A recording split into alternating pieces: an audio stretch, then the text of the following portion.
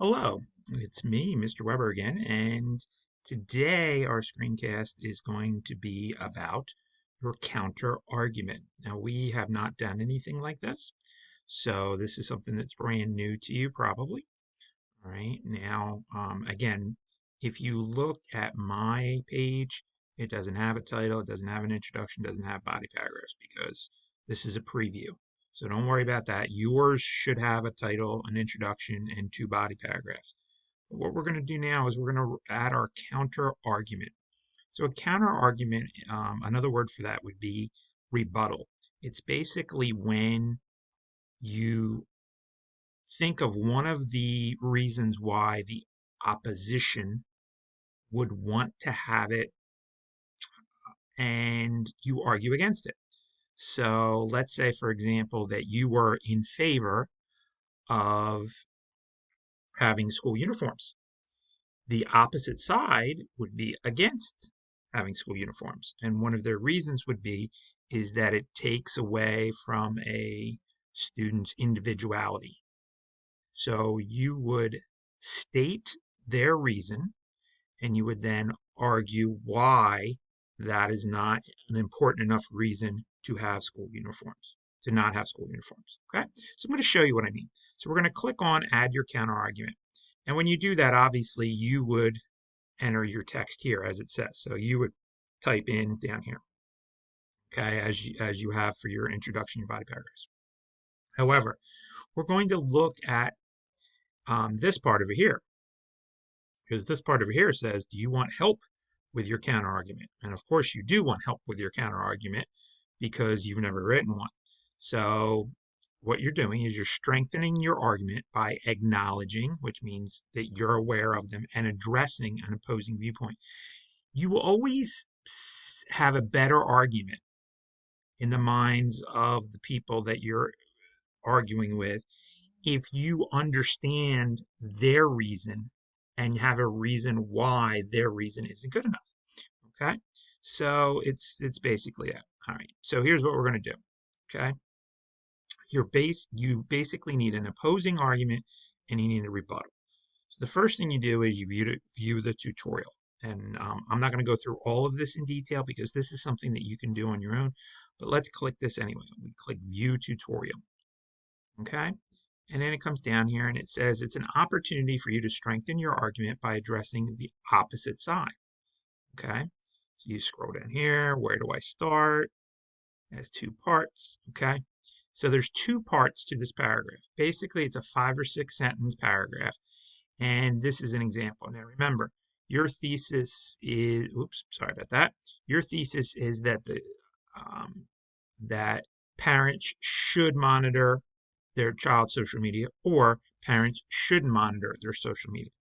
So whatever your thesis is, you have to imagine that there's somebody else, maybe one of your classmates, who has the opposite thesis. So if you're in favor, your classmate is opposed. Pretend like it's a debate, basically. Okay, and you're going to go back and forth as to, you're in favor of parents monitoring social media, but your classmate is against parents monitoring social media. Okay, so that's the thesis. So what you do is you write a sentence and you say, you have to go back. And what you're going to look at is you're going to go back to your pros and cons chart. Now, if you were writing in favor of it, then you're going to pick a reason why somebody was against it. And if you were writing against it, then you're going to pick a reason why somebody was in favor of it. So let's imagine that we were in favor of parents monitoring their social media. And these were two of the reasons that we used in our body paragraphs. Okay. Um, and what you're going to do is you're then going to look at the opposite side. So let's say that we wrote two body paragraphs. Parents should monitor their child's social media because of cyberbullying and because to protect them from predators, whatever it may be. And then you're going to come over here and you're going to say one of the reasons why parents should monitor is because online behavior can teach kids to be responsible and independent. So you would go back here and you'd say something like, oops, let me lift this up here. Is this? Okay. And you'd say opponents claim that when parents don't monitor their child's social media, kids learn responsibility. These people believe that teenagers need to learn how to be responsible by doing what they should on their social media. Something like that. That's just off the top of my head, real quick. Okay. So I just did that very quickly. All right. And then once you have, that's your opposing argument. You're explaining the opposite argument. So 2 sentences to explain the opposite argument. So now that you've done that, now that you've explained what the opposite side has said in your first 2 sentences, okay, then what you're going to do is you're going to do this part in aqua here. Okay, that's called your rebuttal. So this is when you basically attack the other side. You've just explained it in these sentences up here. Okay, 2 sentences to explain their argument. This is what opponents claim. Okay, now you're going to say, okay, opponents claim that 16-year-olds are not responsible enough to vote. These critics believe that teenagers don't have enough life experience to form sensible opinions on political issues like economic policy. So that would be the opposite side. Okay. Now you argue against it. However, U.S. laws already allow 16-year-olds to take on certain adult responsibilities. For example, a 16-year-old can work unlimited hours and pay income taxes. If teenagers are responsible enough to hold a job and pay taxes, they should surely have a voice in deciding how their tax dollars are spent. So you're arguing, the part in Aqua argues against these first 2 sentences. Okay? 16-year-olds aren't old enough to vote. Sure they are, because they already have adult responsibilities. They work all kinds of hours, they pay income taxes. If they can hold a job and do that, then yeah, they should be old enough to vote. Okay, so that would be a rebuttal. So that's what that is. Okay. Then when we come back here, okay, and we're going to go all the way back here, useful tips. Let's skip tutorial here. Okay, so I'm going to go and close this. So that's the tutorial. Okay, again, to go back to your pros and cons chart. Okay, go back. Whoops, not that one. Go back to your pros and cons chart. Pick one of the opposite side. If you're in favor, pick an opposite side. If you're opposed, pick an opposite side. Opponents say parents should monitor their child's social device and social media because of predators. Explain that. Then what you do, okay, is you have a rebuttal. However, and you argue against it. So you have to think about what your argument's going to be. Okay, imagine somebody said to you and said, listen, I disagree with your reasoning about how parents should monitor their child's social media because there's too much cyberbullying going on and parents should monitor for that reason. What would your argument be? In 2 or 3 sentences, what would you say to that if somebody asked you? Okay, and that's your rebuttal.